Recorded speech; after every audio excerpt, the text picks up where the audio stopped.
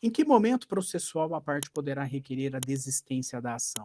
Antes da citação ou da contestação? Seja muito bem-vindo, você que me acompanha por aqui, a mais uma lição prática jurídica do dia.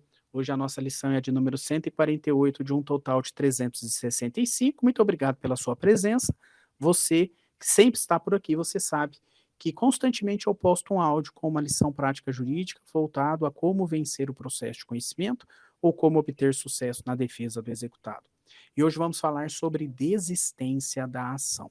Primeiro ponto importante aqui para a identificação prática. O pedido de desistência da ação foi formulado no processo de conhecimento ou no processo de execução? Os efeitos são distintos em relação a cada um tipo de processo. Muito bem, vamos falar primeiro do processo de conhecimento. No processo de conhecimento, a desistência da ação formulada pelo autor não importa em renúncia ao seu direito, aquele direito que está pretendido. Por isso, a partir do momento em que existe uma sentença homologatória da desistência da ação, isso não impede o autor de repropor o ajuizamento de uma nova demanda contra o mesmo réu, visando o mesmo objetivo. Isso porque a desistência da ação não faz coisa julgada material, porque, claro, não analisa o mérito, não analisa o pedido formulado pelo autor. Em que momento, ou melhor, até que momento, o autor pode desistir da ação no processo de conhecimento? O autor pode desistir da ação em qualquer momento, até antes da aprolação da sentença pelo juiz. A qualquer momento, ele pode desistir da ação por ele proposta, desde que esse pedido seja realizado antes da aprolação da sentença pelo juiz. Muito bem. Um outro ponto importante.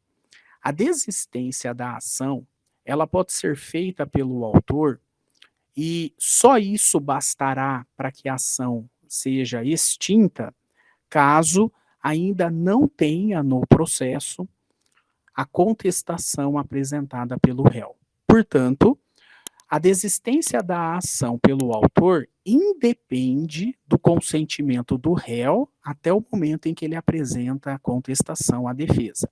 Porque a partir do momento em que o réu citado apresenta a contestação, a desistência da ação formulada pelo autor só produzirá efeito se houver também o consentimento do réu. Portanto, a partir da contestação, só é possível desistir da ação se houver um expresso consentimento do réu. E por que isso? Porque a partir do momento em que o réu apresenta a contestação, ele, réu, também tem direito de que a sua resistência, a sua defesa, seja analisada pelo juiz para que o pedido formulado pelo autor, o mérito, seja julgado improcedente. O réu tem direito, né, a que a sua defesa seja analisada na sentença. E por isso que ele precisa desistir também, concordar com a desistência da ação para a extinção do processo.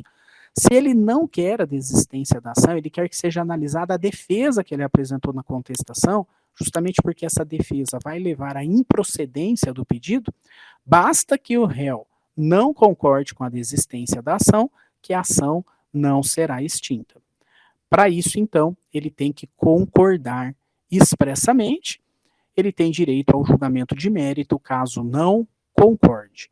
Muito bem, uma questão aqui importante é a seguinte: o autor, quando ele faz um pedido de desistência da ação, se o réu já foi citado e o seu advogado constituído nos autos, o pedido de desistência formulado pelo autor, ainda que tenha a concordância do réu, ensejará a fixação de honorários advocatícios em favor do advogado do réu, porque nesse caso, o pedido de desistência foi formulado depois da citação do réu e o réu tinha advogado constituído no processo. Agora, se o pedido de desistência da ação foi formulado pelo autor antes da citação do réu, aí, claro, o juiz homologa por sentença a desistência da ação e não fixa honorários advocatícios, até porque, nessa circunstância, o réu nem foi ainda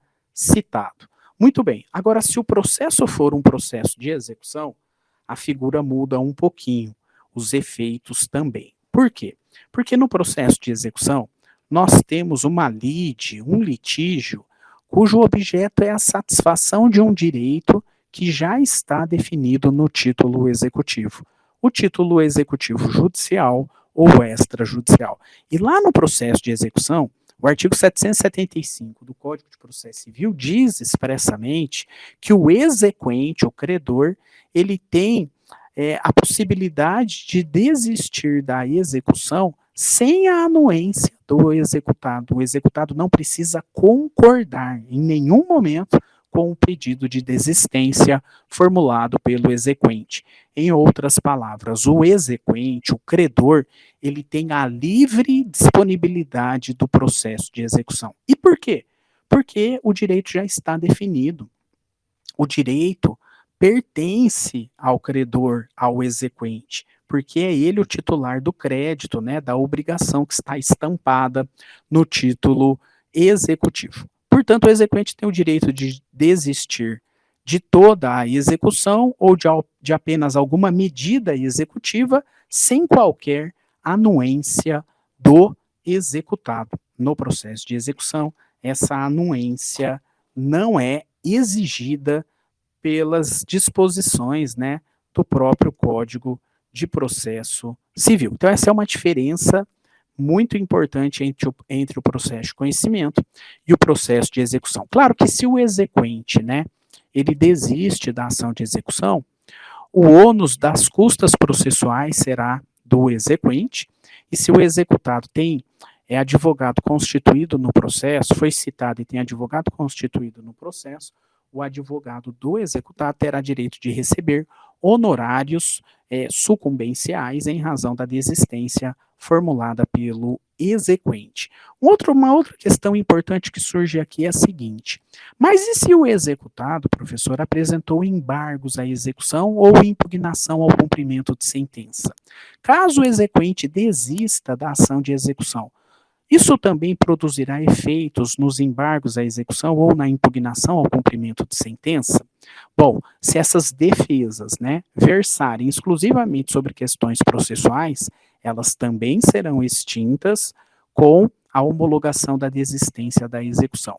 Agora, contrariamente, se o objeto da defesa do executado é uma questão de mérito, como, por exemplo, pagamento, como, por exemplo, prescrição, aí a desistência da ação de execução não interfere na decisão que será proferida nos embargos à execução ou até mesmo na exceção de pré-executividade, caso a matéria seja uma matéria que analise o mérito da execução.